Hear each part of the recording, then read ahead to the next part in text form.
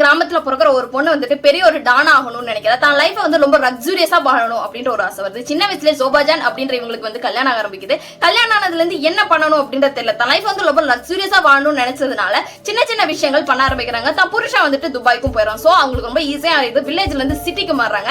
சிட்டில வந்து ஒரு பியூட்டி பார்லர் ஆரம்பிக்கிறாங்க. அங்க ஆரம்பிச்சதுனால செம்மையா கிளிக் ஆகுது. அந்த காசை வந்து வட்டிக்கு விட ஆரம்பிக்கிறாங்க. வட்டிக்கு விட்டா மட்டும் போதாது, அதை கலெக்ட் பண்ணணும் அப்படின்னு சொல்லி அவங்களுக்குன்னு ஒரு கேங்க வந்து ஃபார்ம் பண்றாங்க. அங்க ஒரு ரவுடிசமாவும் கிரியேட் பண்ண ஆரம்பிக்கிறாங்க. இவங்க அதுக்கு டானாவும் இருக்க ஆரம்பிக்கிறாங்க. நிறைய ஃபேவர் பண்ணி கொடுக்குறாங்க, நிறைய டான்ஸ் கூட கனெக்ஷன் வச்சிருக்காங்க. அந்த மாதிரி நிறைய விஷயங்கள் நடக்க ஆரம்பிக்குது.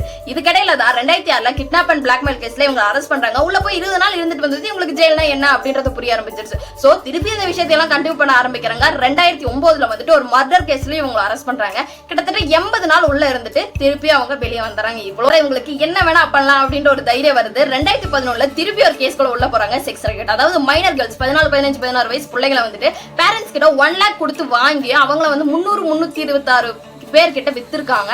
அது அந்த பொண்ணு வந்து ஒத்துக்கவும் செஞ்சிருக்குது. ஒரே பொண்ணு வந்து 300, 350 பேர் வந்து யூஸ் பண்ணிருக்காங்க, ரேப் பண்ணிருக்காங்கன்னு சொல்லும் போது ரொம்ப கேவலமா இருந்துச்சு. அந்த கேஸ்லயே உள்ள போறாங்க. கிட்டத்தட்ட 32 FIR கேஸ் ஃபைல் பண்ணப்படுது. அதுல 26 கேஸ்க்கு உங்களுக்கு ஜட்மெண்ட் வருது, உள்ள இருக்கணும் அப்படின்னு. சில கேசஸ் வந்து ரிமூவ் ஆகவும் செஞ்சிருக்கு.